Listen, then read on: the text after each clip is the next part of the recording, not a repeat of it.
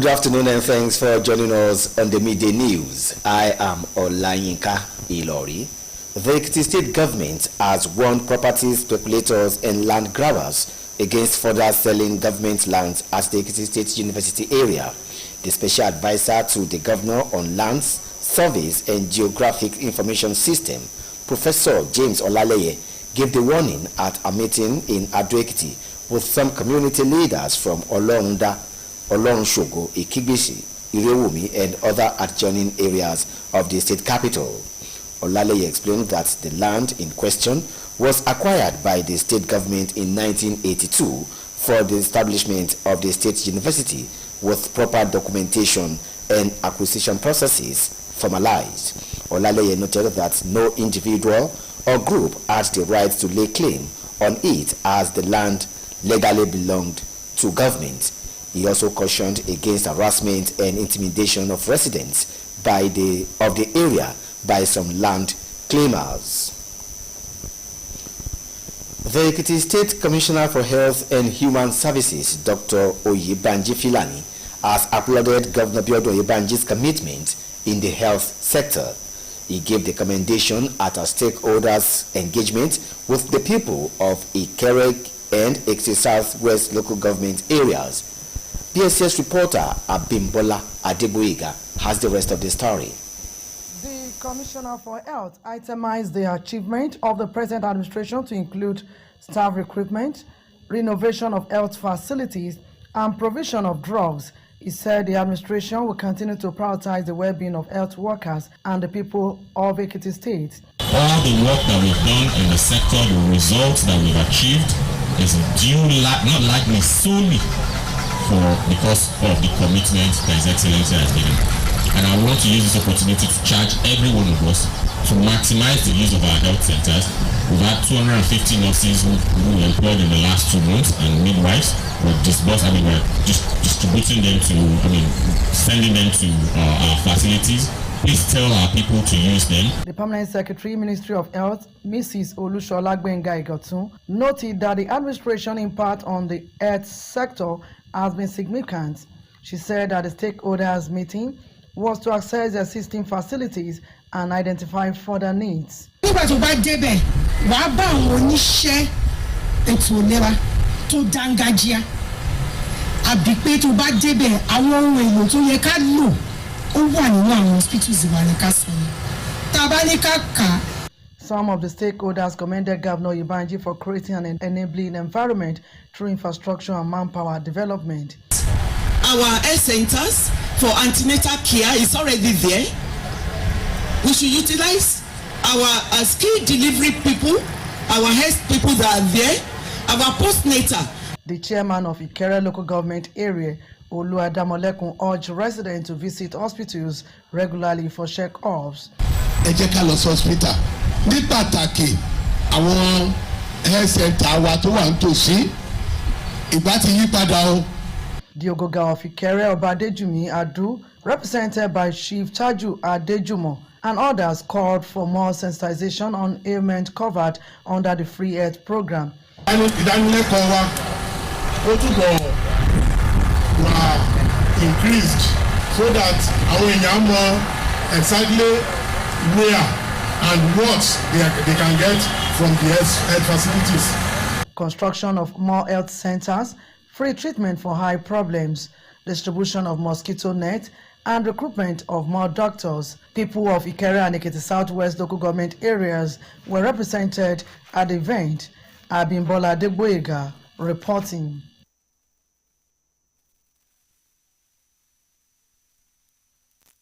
To always make impact and leave good legacy while in active service. He made the call at the retirement ceremony of the Permanent Secretary, Ministry of Works, Mr. Ibrahim Ganiyu, held in Ado-Ekiti.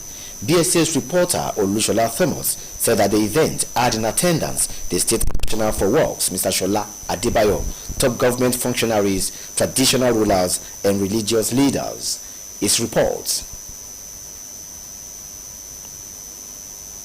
Who attributed the success in active service of the retired Permanent Secretary, Mr. Ganiyu, to the grace of Allah charged him to continue to serve his creator and humanity with the rest of his life.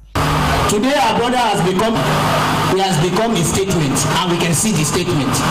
You are a PS or director or any admin staff or non-admin staff, you are going to leave that office. The occasion witnessed musical performances by the choir of the Ministry of Works at Ekiti State Performing Arts Company.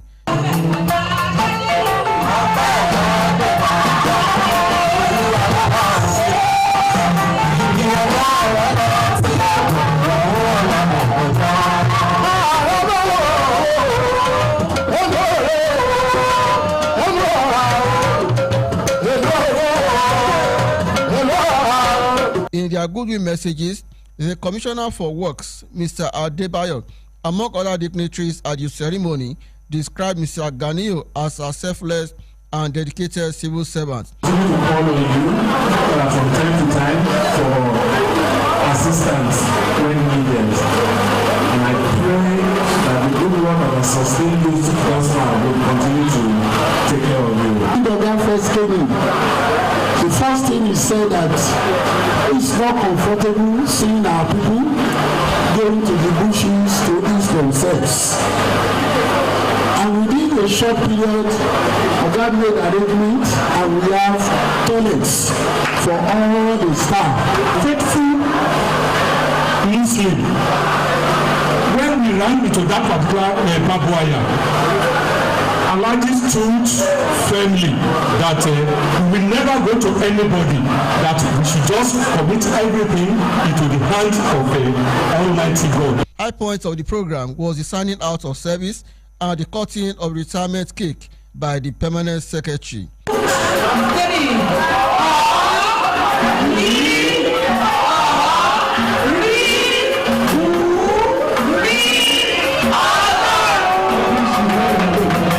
In an interview, the permanent secretary urged civil servants to be focused while in active service. I'm so happy that I'm ending well in the service.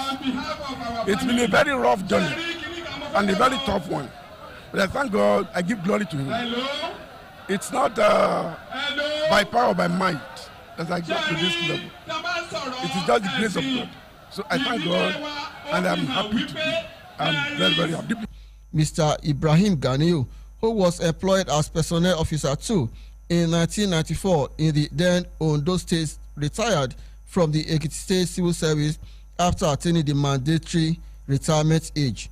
Olushola Thomas reporting. The All Progressives Congress APC women leaders in Ekiti State have again assured Governor Biodun Oyebanji of their votes in the next year's governorship election. They gave the assurance during a mobilization tour to Ido-Sil, Ijeru, and Efon local government areas. BSS reporter Adedayo Adeleye said that the tour was organized by the First Lady, Dr. Layemi Abiodun Oyebanji, to rally support for the governor's second term in office. The report. At all the designated venues in Ido, Ijeru, and Efalaye, the women fully backed the proposed twin endorsement for President Bola Tinubu, Governor Biodun Oyebanji, and his deputy Okinlu Amunisade Afuye on 28th of this month in Ado-Ekiti by all the structures of the party in the state. The chairman of Irede Local Council Development Area, Mrs. Modupe Bakari, said that APC party members are backing the governor for a second term on account of his performance, saying they are ready to play a significant role in actualizing the dream. We should all get prepared.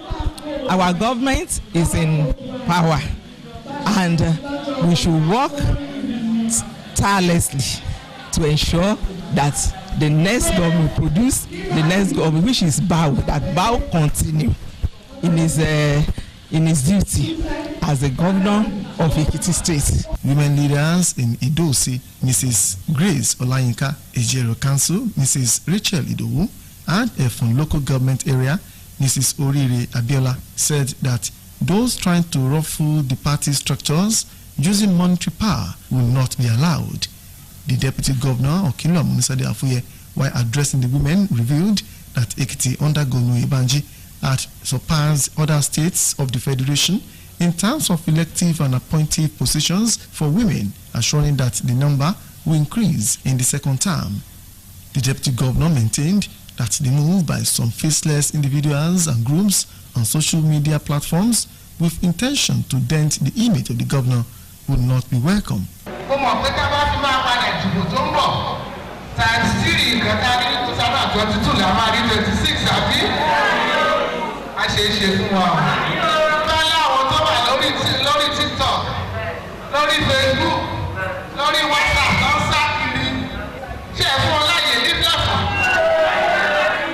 The chairman, APC Women Elders Council, Mrs. Ronke Okusaya, APC State Women Leader, Mrs. Caroline Eguluse, expressed confidence in the ability of the party to enthrone the governor to improve security, agriculture, industrialization, and human capital development, being championed by its administration.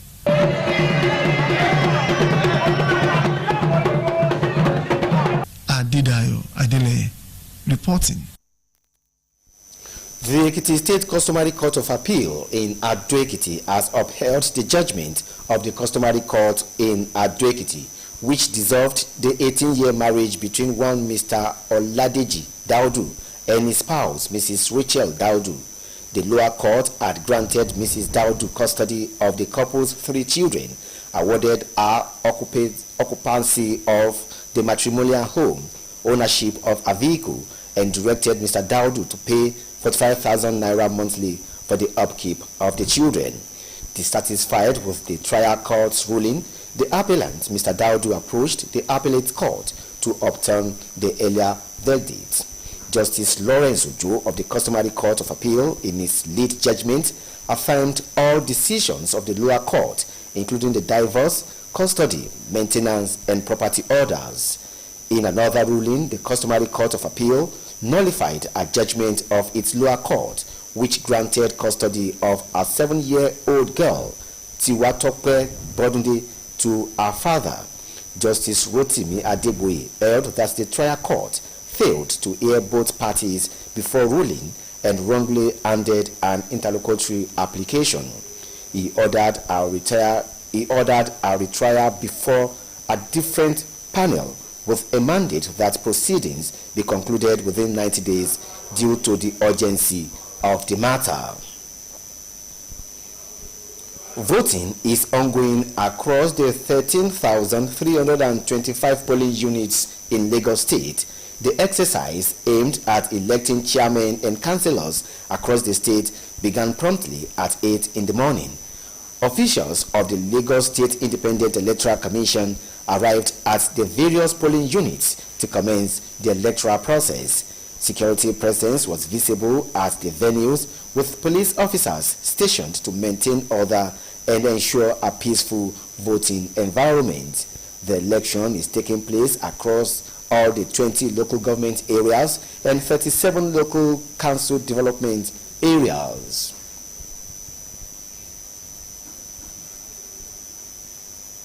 In the meantime, the Lagos State Chief Judge, Justice Kazim Aloba, has inaugurated 2 electoral tribunal panels to address disputes arising from the conduct of the poll.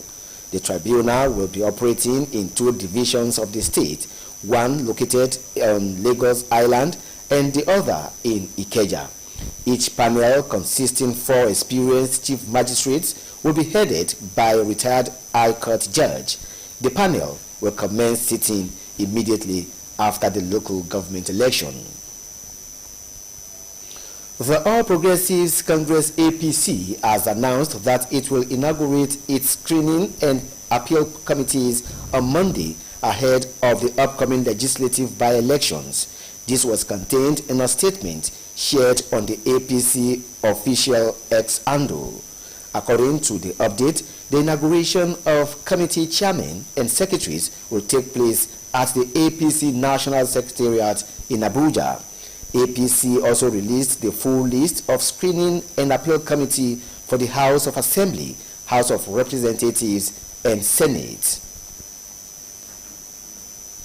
Our constitutional lawyer, Mike Ozekome, SAN, has said that constitutional amendment will not be able to tackle Nigeria's foundational problems. Ozekome, in an interview, described the document as a cause to national development.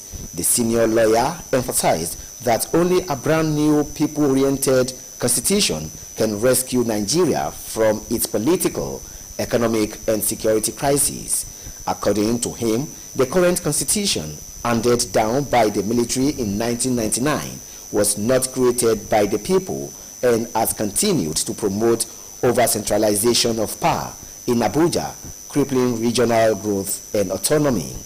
The legal luminary faulted the existing presidential system modeled after the United States, calling it too costly and unsustainable.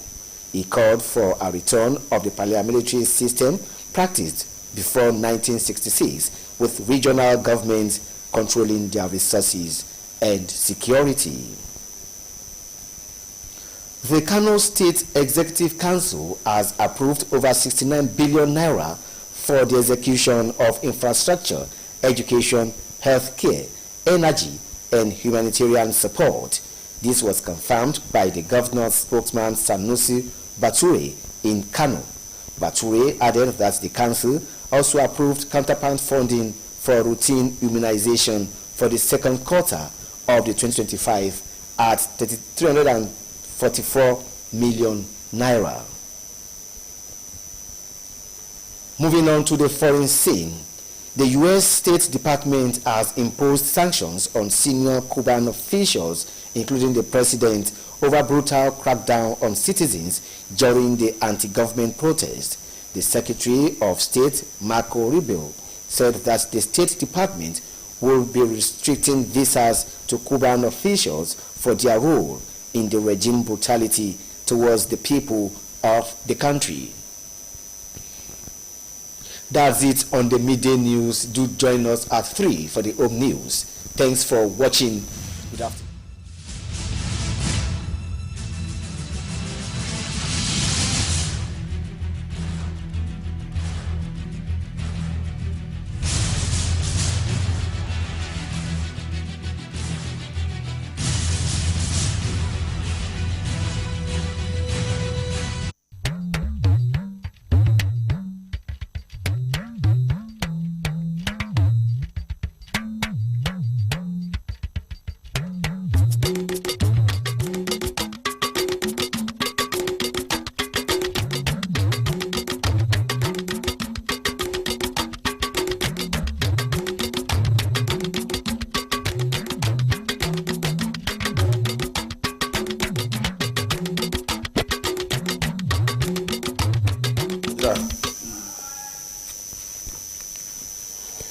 Ẹ̀kásán ìròyìn Ọjọ́kanrí ló dé sójú ìwòran yín láti lè ṣe móhùnmáwòrán ìpínlẹ̀ Èkìtì.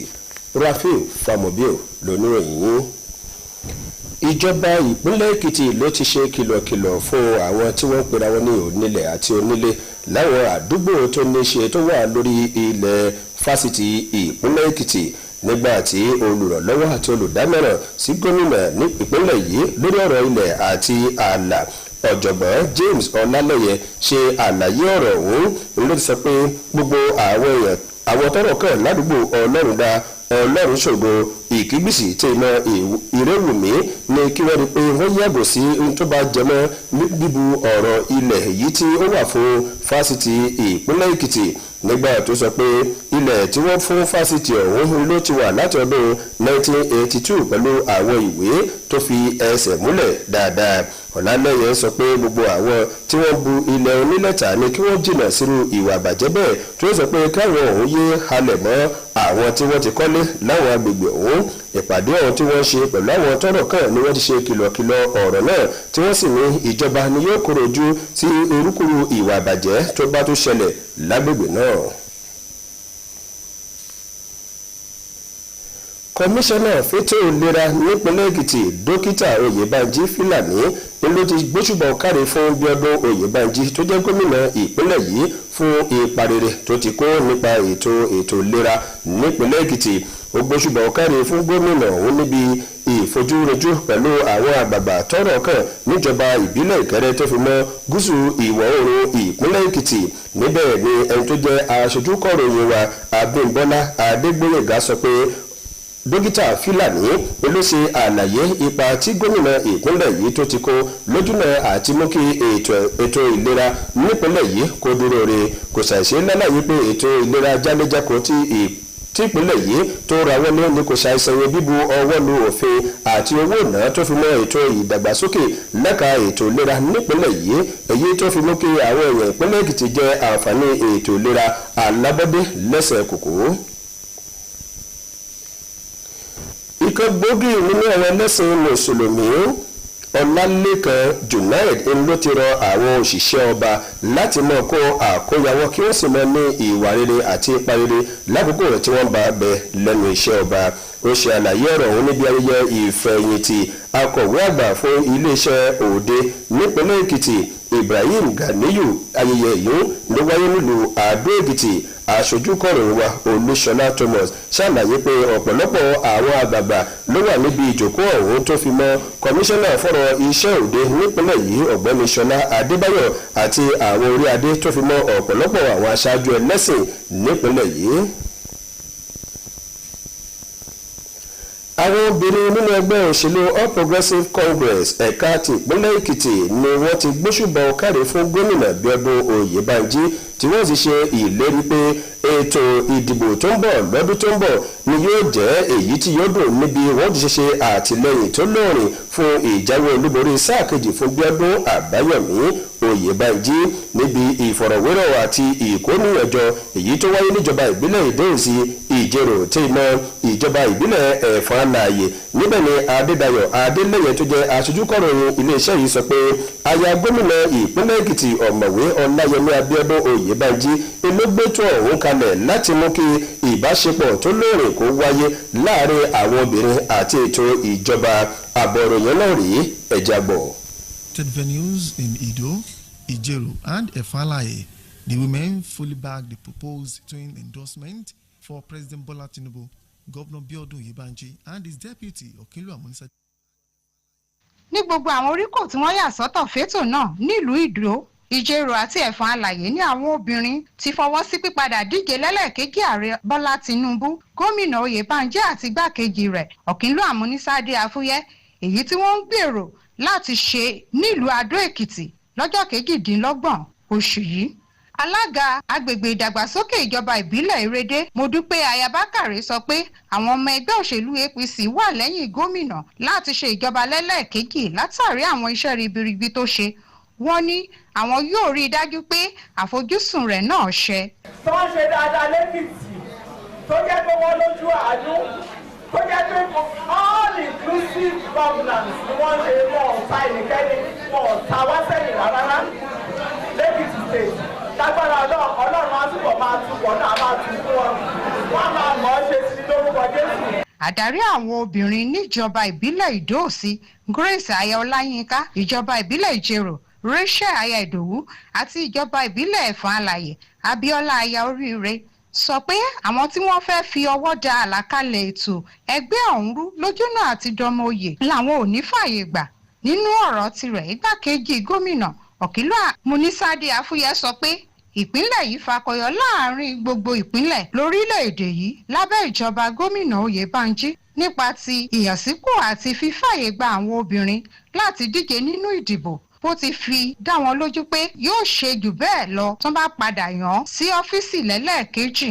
Igbákejì gómìnà fi yé wọn pé ìlàkàkà àwọn eléke òṣèlú lórí ẹ̀rọ ayélujára lójúnà àti takosálà gómìnà ni wọn kò ní fààyè gbà.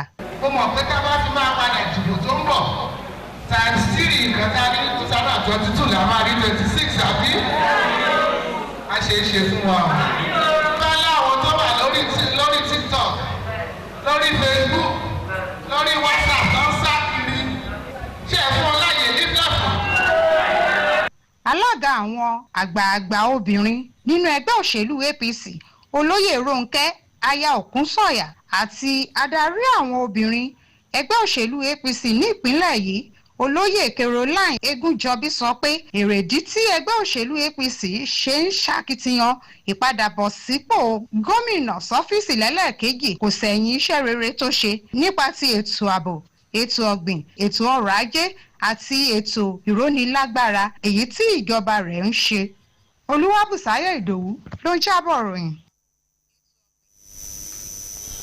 ilé-ẹjọ́ tọkọtaya tó wà ní ìpínlẹ̀ èkìtì tó jẹ́ ti kòtẹ́milọ́rùn ló ti fi ìdí ẹjọ́ tí ilé-ẹjọ́ tọkọtaya kékeré àkọ́kọ́ tó ti fi ẹsẹ̀ rẹ̀ múlẹ̀ nípa bí wọ́n ṣe tú ètò ìgbéyàwó ọlọ́dún méjìdínlógún láàrin ọ̀gbẹ́ni ọládèjì dáúdù pẹ̀lú aya rẹ̀ arábìnrin rachel dáúdù ká wọ́n ṣàìsí lálàyé wípé ìgbésẹ̀ àkọ́kọ́ tí ilé-ẹjọ́ ọ̀hún tó ti gbé ẹni láti rí pé gbogbo ọmọ mẹ́ta tó wà lákàtà wọn ni kí ó wà lọ́dọ̀ aya tẹ́lẹ̀ kí wọ́n kó sì lórí ọ̀fẹ́ láti jẹ̀gàba lórí ilé tí wọ́n ti kọ́ pẹ̀lú ọkọ̀ tí àwọn méjèèjì tí wọ́n lò tẹ́lẹ̀ bákan náà ni ilé-ẹjọ́ ọ̀hún fi òtẹ́lẹ̀ pé kí ọ̀gbẹ́ni dáúdù bẹ̀rẹ̀ sí ní san owó tó dín ní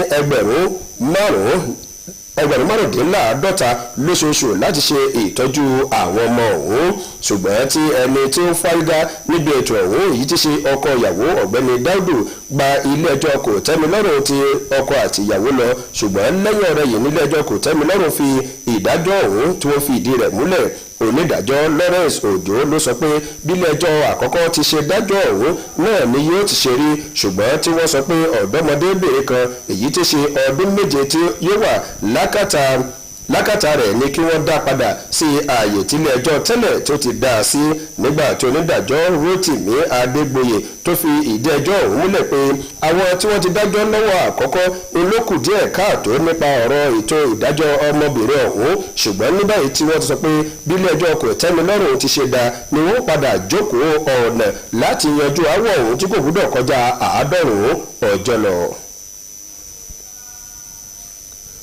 ètò ìdìbò sí ipò alága níjọba ìbílẹ̀ gbogbo tí ń bẹ nílùú èkó ló ti bẹ̀rẹ̀ láago 8 òwúrọ̀ òní níbi ètò ọ̀hún ti ṣe bẹ̀rẹ̀ ní ilé-iṣẹ́ tí ń sọ̀rọ̀ ètò ìdìbò sọ̀rọ̀ alága ìjọba ìbílẹ̀ tí mọ àwọn kánsílọ̀ gbogbo nípínlẹ̀ èkó ni wọ́n sọ pé gbogbo ètò gbogbo ló ti tò tètò ìdìbò ọ̀hún tó sì ti ń lọ lọ́wọ́ náà ni wọ́n sọ pé àjọ agbófinró ló ti wà ní gbogbo àwọn ààyè tó yẹ láti rí pé àlàáfíà wà èyí tí yóò mú kétò ìdìbò ọ̀hún kó lọ ní ìrọ̀wọ́ ìrọsẹ̀ ìjọba ìbílẹ̀ onífìdímúlẹ̀ tó jẹ́ ogún pẹ̀lú ìjọba ìbílẹ̀ onídàgbàsókè tó jẹ́ 37 lẹ́tọ̀ sípò ìjọba ìbílẹ̀ wọn àti àwọn kánsílọ̀ yóò ti wáyé jákèjádò ìpínlẹ̀ èkó.